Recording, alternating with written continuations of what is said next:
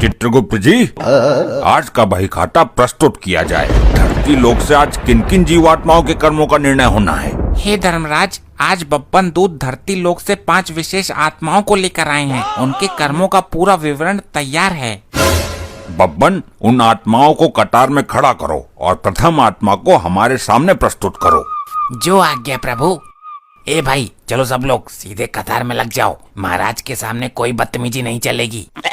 प्रभु, पहली आत्मा एक पाखंडी बाबा की है, जिसने साधु का भेष धरकर लोगों को ठगा है। ओम नमः शिवाय। महाराज, मैं तो एक सीधा साधा सन्यासी हूँ। मैंने जीवन भर सिर्फ प्रवचन दिए हैं। साधु का भेष धारण करना अत्यंत पवित्र काम है, परंतु यदि उसके पीछे छल हो तो वह महापाप बन जाता है। चित्रगुप्त जी, इनका सत्य प्रकट कीजिए। प्रभु, यह बाबा केवल पंडाल लगाकर लोगों से धन वसूली करते थे। खुद को शाकाहारी बताते थे, परंतु एकांत में हर प्रकार का तामसिक भोजन करते थे। महाराज, वो तो बस शरीर की कमजोरी दूरी करने के लिए कभी कभी औषधि के रूप में। महाराज, ये टेंट वाले के पैसे भी बाकी रखते थे। इसी वजह से टेंट वाले ने लापरवाही से पंखा लगाया और वो पंखा इन्हीं के ऊपर गिर गया। चित्रगुप्त जी, मेरे पास गुप्त धन की जानकारी है। अगर आप चाहे तो हम कुछ साझा कर सकते हैं। मुझे बस एक बार वापस भेज दीजिए। ऐ मूर्ख, तुम यमलोक में धर्म के रक्षकों को प्रलोभन देने का दुस्साहस कर रहे हो। यहाँ केवल सत्य और न्याय का शासन है। महाराज, मुझे क्षमा कर दीजिए। मुझसे बहुत बड़ी भूल हो गई। बब्बन, इस पाखंडी को तुरंत नर्क के उस भाग में ले जाओ जहाँ केवल कठिन परिश्रम करना पड़ता है, ताकि इसे अपनी सत्यता पर ग्लानि हो।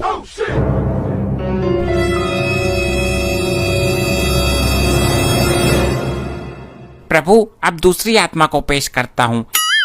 ये बेचारा धरती के एक डॉक्टर के ओवर कॉन्फिडेंस का शिकार हुआ है। अरे सर जी, हमारे साथ बहुत बड़ा स्कैम हुआ है। हमको वापस भेजो, हमारी उम्र भी नहीं थी। ऐ जीवात्मा, शांत हो जाओ और अपनी व्यथा बताओ। इस लोक में किसी के साथ अन्याय नहीं होता। तुम समय से पूर्व यहाँ आए कैसे? महाराज, मेरा नाम कल्लू है। हमें तो बस मामूली सी सर्दी खांसी हुई थी। उस झोला छाप डॉक्टर के पास गए। उस साले ने मेरा मतलब है डॉक्टर साहब ने पर्चे पर ऐसी उर्दू राइटिंग लिखी कि मेडिकल स्टोर वाले ने खांसी के सिरप की जगह चूहे मारने की दवा दे दी। हाँ प्रभु, डॉक्टर साहब की लिखावट इतनी कठिन थी कि धरती पर कोई समझ ही नहीं पाया। इसने एक ढक्कन पिया और इसकी आत्मा सीधे हमारे बब्बन दूत के स्प्लेंडर के पीछे बैठ गई। अरे महाराज, पूरी बात तो सुनिए। जब हम दवा पी के तड़पने लगे तो डॉक्टर बोला, घबराओ मत, ये रिएक्शन है और एक ऐसी सुई लगा देते हैं कि सब ठीक हो जाएगा। उसने दूसरी सुई ठोकी और हम सीधे आपके पास लैंड कर गए। कलयुग के कुछ चिकित्सकों की यह लापरवाही अत्यंत निंदनीय है। चित्रगुप्त जी, इस जीवात्मा के कर्मों का रिकॉर्ड क्या कहता है? प्रभु, इसने कोई बड़ा पाप नहीं किया। बस कभी कभी दूसरों की चीजें बिना पूछे इस्तेमाल कर लेता था और चुपके से पड़ोसी का वाईफाई चलाता था। महाराज, वो तो वाईफाई का पासवर्ड आसान था, इसलिए कनेक्ट हो जाता था। मैंने कोई चोरी नहीं की। ठीक है, इस आत्मा की मृत्यु में इसकी कोई भूल नहीं थी। इसे कुछ दिन के लिए विश्राम कक्ष में भेजा जाए और इसके बाद इसे उत्तम लोक की प्राप्ति हो। धन्यवाद महाराज, आपका न्याय अमर रहे। प्रभु, अब तीसरी आत्मा एक आधुनिक महिला की है, जिसने पूरा समय केवल इंटरनेट पर वीडियो बनाने और लोगों को बातों में घुमाने में बीतता था। Oh my God, what is this place? यहाँ का इंटीरियर कितना ओल्ड फैशन है। मिस्टर चित्रगुप्त, मेरा फोन कहाँ है? मुझे एक वीडियो अपलोड करना है। देवी, यह यमलोक है। यहाँ भौतिक वस्तुएं जैसे फोन और इंटरनेट नहीं चलते। यहाँ केवल आपके कर्म चलते हैं। क्या? बिना फोन के मैं कैसे रहूंगी? यमराज जी, आप ही कुछ कहिए। आपकी ये मूछें कसम से अनिल कपूर जैसी लगती हैं। आप इतने बड़े राजा होकर मुझ जैसी गरीब लड़की को सजा देंगे? देवी, प्रशंसा से न्याय का मार्ग नहीं बदलता। अपनी मृत्यु का कारण बताइए। मैं तो बस स्कूटी चलाते हुए बिना हाथ छोड़े गुलाबी शरारा गाने पर रील का पोज दे रही थी, तभी पीछे से एक रोडवेज बस आ गई और प्रभु इनका वीडियो तो पूरा हुआ नहीं, लेकिन इनका जीवन जरूर पूरा हो गया। जब ये बस के नीचे आई तब इनका हाथ हवा में था और मुंह से लाइक एंड सब्सक्राइब निकल रहा था। तुम चुप रहो मिस्टर यमराज जी, अगर आप मुझे वापस भेज दोगे ना तो मैं यमलोक के नाम पर एक कड़क रील बनाऊंगी, मिलियन में व्यूज आएंगे, आपका भौकाल टाइट हो जाएगा धरती पर। चित्रगुप्त जी, इनके वास्तविक कर्म कैसे हैं? प्रभु ये महाचालाक औरत है, इसके पाप सुनिए। ये गोलगप्पे वाले से हमेशा 5 सूखी पापड़ी मुफ्त मांगती थी और पैसे भी गूगल पे फेल होने का बहाना बनाकर नहीं देती थी। ऑनलाइन शॉपिंग करके सामान इस्तेमाल करती थी और फिर डिफेक्टिव बताकर रिटर्न कर देती थी। अरे वो तो स्मार्ट शॉपिंग है चित्रगुप्त अंकल, और गोलगप्पे वाले से पापड़ी मांगना तो हमारा जन्मसिद्ध अधिकार है, इसमें पाप कैसा? दूसरों की मेहनत का मूल्य न चुकाना और छल करना अपराध की श्रेणी में आता है। वाहन को सावधानी से न चलाकर दूसरे के जीवन को खतरे में डालना भी महापाप है। यम जी प्लीज मान जाइए ना, आपके दरबार का बैकग्राउंड चेंज करवा दूंगी, एकदम रील्स के लिए परफेक्ट लाइटिंग करवा दूंगी। बब्बन, इन्हें उस कक्ष में ले जाओ जहां इन्हें बिना किसी आधुनिक उपकरण और बिना इंटरनेट के रहना पड़े, ताकि इन्हें जीवन की वास्तविक कीमत समझ आए। नहीं, नो इंटरनेट, ये तो टॉर्चर है। यमराज आप तो बहुत क्रूर हो। प्रभु चौथी आत्मा एक 85 वर्ष के बुजुर्ग की है। अरे महाराज प्रणाम। चित्रगुप्त जी जरा तंबाकू को चूना लगा के देना। अरे बुढ़ाऊ चाचा, यहाँ कोई पान की दुकान नहीं खुली है, तमीज से खड़े रहो प्रभु के सामने। अरे तो महाराज कौन से बाहर के हैं, अपने ही तो हैं। महाराज हमारे बच्चे ने हमसे वसीयत पर दस्तखत कराने के लिए हमारी चाय में यूरिया खाद मिला दिया, जिससे हमारी सांसें रुक गई। संतानों का ऐसा व्यवहार अत्यंत निंदाजनक है। चित्रगुप्त जी, उनके इस कृत्य को महापाप में दर्ज किया जाए। हाँ महाराज, उनको तो सीधे खौलते तेल में डालना, लेकिन महाराज मुझे वापस भेज दो, अभी वसीयत पर अंगूठा लगाना बाकी है, नहीं तो साले सब ऐश करेंगे। चित्रगुप्त जी, इन बुजुर्ग के स्वयं के कर्म कैसे हैं? प्रभु ये बुढ़ा तो पूरा छटा हुआ कबाड़ी है।